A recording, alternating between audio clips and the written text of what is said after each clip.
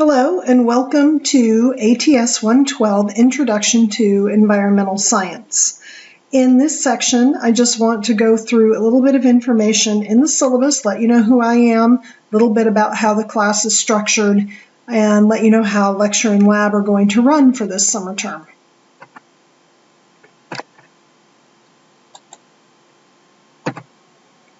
I am Dr. Diane Thomas.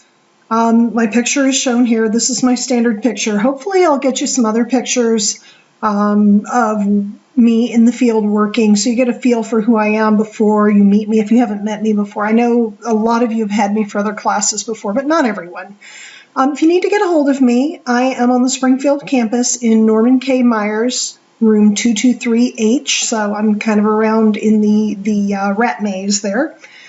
Phone number where you can reach me there is 417-447-8809. And this summer I will be in and out of that office. I will be working from home some, so I just realized I didn't put my email on this slide, but it's in a later slide. So you can probably get a hold of me a little bit easier via email. But my office hours, I will be in the office on Tuesdays from 2 to 5 p.m. and on Wednesday and Thursday from 10 a.m. to 4 p.m. So I'll be around somewhere in the Norman K. Myers building on those days at those times. You're welcome to make an appointment if you want to be sure that you can get a hold of me and that I'll be there. And you're more than welcome just to drop in. If I'm there and able to, I will help you. But if you want to be sure of that time, you might want to make an appointment. The syllabus is on Blackboard, so hopefully you've already taken a look and gotten in there, but there are some things I want to point out about it. It's 11 or 12 pages long. A lot of that is the standard syllabus that everyone has, so I'm not going to go through it in gory detail, but things that I really want to point out to you. First of all, this is a 3-credit course, and it is a summer course, so it is going to be extremely accelerated. Every week you have 4 hours of lecture time, and normally we would have 2 hours a week in a 16-week, but now we have 4 hours a week for an 8-week course, and that is online. This is a hybrid course, so your lecture will all be online. It's critical that you keep up with Blackboard and keep up with your materials there. You also have 4 hours of lab per week in the summer. Normally it would be 2 hours a week for 16 weeks. We're doing 4 hours over 8 weeks, and as you probably know, as Mary has probably told you, that has changed even. You will be doing a little bit more than that. You'll be doing 7 or 8 hours every other week so that we can have the occasional Friday off in the summer, since some people like to actually go on vacation in summer and take a break. So labs will be on June 10th, June 24th, July 8th, and July 22nd. Now, because these labs are very intense, they're long labs, and they are sometimes going to be off campus. There's a lot of work involved in organizing those. We have no way to do makeups on those just because of the amount of work involved. So please do plan ahead. If you do have a conflict that is absolutely unavoidable, let me know as soon as possible. But again, I'll let you know I really have no way to make anything up there. Materials that you're going to need to have. One, of course, is a book, and the book that we're using is this one right here. It is the Essential Guide to Environmental Chemistry. Now, I know this course is titled Environmental Science, but we're a chemical laboratory technology program. We're going to focus on the chemistry. This book is available in the bookstore. It's available many other places, and I will let you know that the department does have a few copies, not enough for everyone, but a few copies that we could potentially check out. So if you think this is a book that you may not want to keep, if this is I will tell you, a great reference book. It's a good one to have on your shelf if you intend to go into this area of science. If you do, you want to buy this book and keep it as a reference book on your shelf. This is one that anybody involved in environmental science and environmental chemistry should have. That being said, if you think this is a book you don't want and you don't want to purchase at this point, let me know via email as soon as possible. It will be on a first-come, first-served basis, and I will work on getting those departmental copies from the instructor who has them and then check them out to you. But you need to let me know as soon as possible. I don't, at this point, know exactly how many copies we have. You will also need a lab notebook. This needs to be like a student lab notebook that has duplicate pages, pages that you can tear out and turn in while keeping a copy of the data for yourself. The ones that the bookstore has, the student lab notebooks by John Wiley & Son, are fine. There's an image over to the right that you can look at that can be used as a reference. They may look a little bit different in the bookstore. Now, you don't need to go out and buy one. If you already have one of these and you have, I'd say, 15 or 20 pages left in it, then that will work just fine. You don't need to go purchase a brand new one for this. You don't need a full notebook. Other materials that you'll need to have, of course, any lab course, you're required to have chemical splash goggles, so make sure you've got a good pair of those. And you need a scientific calculator. Now, if you have a graphing calculator for a math class that was required for that, that's perfectly fine. But note that you don't need a graphing calculator for this course. You just need a scientific calculator that has log functions, etc. So if you have any question about your calculator, whether or not it's sufficient, let me know. Now, there are some other optional materials you may wish to have. Again, this is an environmental course. We are going to be outside in the environment, so I do recommend, especially on lab days, that you wear comfortable clothing and sturdy clothing. So cottons tend to hold up well. You want something that's fairly cool, but that still is going to protect your skin. Sturdy shoes. You might want to be sure you have shoes that can get wet, particularly for the first lab when we're doing water chemistry. So you will be getting in the water somewhat. Not swimming or anything, but your feet may get wet, so be aware of that. We will be going out on a boat, so getting in and out of the boat may get your feet a little bit wet there as well. And we'll talk about some other things on that, but those are things that you probably want to have on a regular basis. You also may want to get a lab coat or lab apron if you are worried about messing up clothing. I just want to note, since this is a hybrid course, the section of the syllabus that talks about computer usage, and this is standard across the whole campus. So do be aware, at a minimum, all students on the OTC campus are expected to be able to log in to the online learning platform that is Blackboard right now. That may be changing, but right now it's Blackboard. And this is where your course syllabus, faculty information, lessons, course information, all of that are on Blackboard. Be aware that Internet Explorer is not really compatible with Blackboard, so it is not recommended for access to Blackboard. The ones that are more recommended are Google Chrome, Mozilla Firefox, and Safari. I have used all three of those and not had a great deal of trouble with any of them. You can get away with Internet Explorer for a lot of things, but I wouldn't trust it when you're taking a quiz or an exam. It does not work well for those.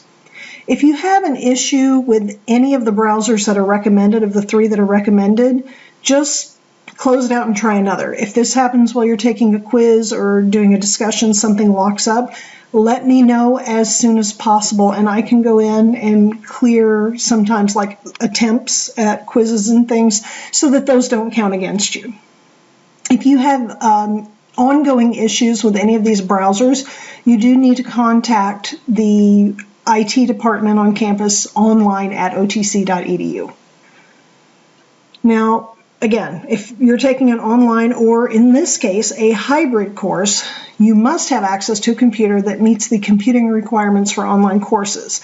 If you're not sure if your computer meets these requirements, there is a link through the syllabus. You won't be able to access it through this PowerPoint, but you can, through the syllabus, click on that and it takes you over to the site for computing requirements. You can also just search it on the OTC website. The all-important grading. Everybody wants to know where the points are coming from. So here's the breakdown of the grading. You will have a weekly discussion assignment. So we will have group discussions to work on whatever the topic is for that week or another assigned topic. There may be additional reading materials that occasionally go in there that we have a discussion on. So 1 a week, 8 of those total. 25 points per the assignment, so a total of 200 points coming from discussions. That's about 19-20% of your total grade. There will also be weekly homework quizzes. that will also be 25 points apiece, so there's another 19%. We have 3 labs at 100 points apiece, so total points of 300 there, that's 29% of your grade. You have 2 regular exams. Those will be take-home exams since we don't have in-class meetings to do those. Those are 100 points apiece, so another 19%. And then the final exam will be a combination of written work and lab work. So we do have, 3 labs that are hands-on, and then we have a final lab. That very last one in July will be the lab exam, and it will be wrapping up some other stuff. And then you'll also have a take-home portion, written portion, that's due at the end of the term. And that will be 150 points, and that will be 14% of your total grade. So a little over 1,000 points possible for the entire course.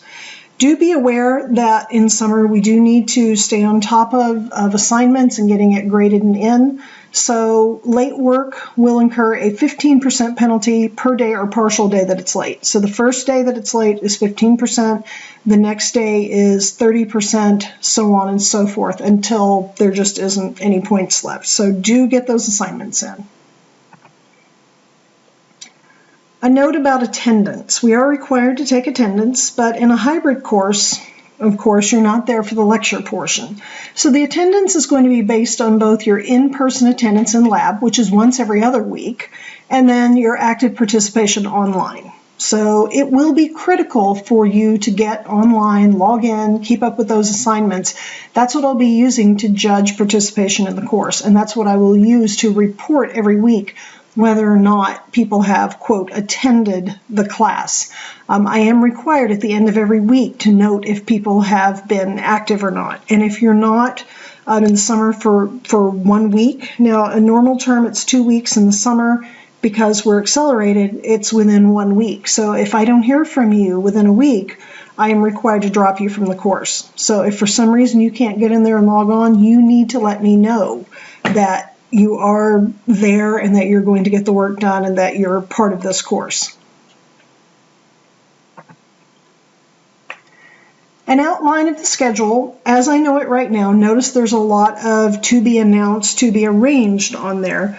But as far as I know it right now, you can see for the first week of classes. Now we're not going straight through the book starting with chapter 1. We're actually going to do a little bit of introduction, and then we're going to jump right into chapter 3, and that is because our water lab is on June 10th. This was the only time we were able to access the Bull Shoals field station, which I'll be talking about in a minute. So we had to kind of rearrange our schedule a little bit. So we'll start with water chemistry. Then we'll go back and pick up our very beginning chapter there, chapter 1, just talking about cycles and the interconnectedness of everything. Then we're going to, as far as I know right now, jump over to chapter 4 and talk about soil. And our soil lab is right now tentatively arranged for June 24th, with the air lab being July 8th. Now, depending on what I hear back from different sites where we may be doing work, we may end up having to flip those. Again, I will let you know as soon as I hear from those groups. If that is the case, we would go from chapter 1 into chapter 2, talking about air, and then jump over to 4. But there's nothing that says we have to go in order. These are sections that are fairly well self-contained, so we can move around in the book. So we'll probably be doing water, soil, and then in here we'll start working on air. And then we will start down here after the air lab. We'll be looking at some things like communities of organisms, how those are arranged within the environmental cycle. We'll be looking at some different biomes. We'll be looking at pollution issues, scientific principles that are applied to that, scenarios that are available within the environmental community. So we will have some other assignments in there toward the end. Notice that exam 1 will be due on June 23rd. I will try to make it available to you at least the week before so that you've got a week to work on that. It will be due on this date. Exam 2, July 14th, and then the final exam will be due July 28th with the in-class, the in-person part of the final July 22nd, and then the written portion due on July 28th. Okay. Now note, again, discussions and homeworks, you'll still have those every week. Even when there's an exam, there's still a discussion and still a homework. So just keep that in mind. All right, so as we said, labs are going to be June 10th, June 24th, July 8th, and July 22nd, starting at 9 a.m. and going to 3:50 p.m.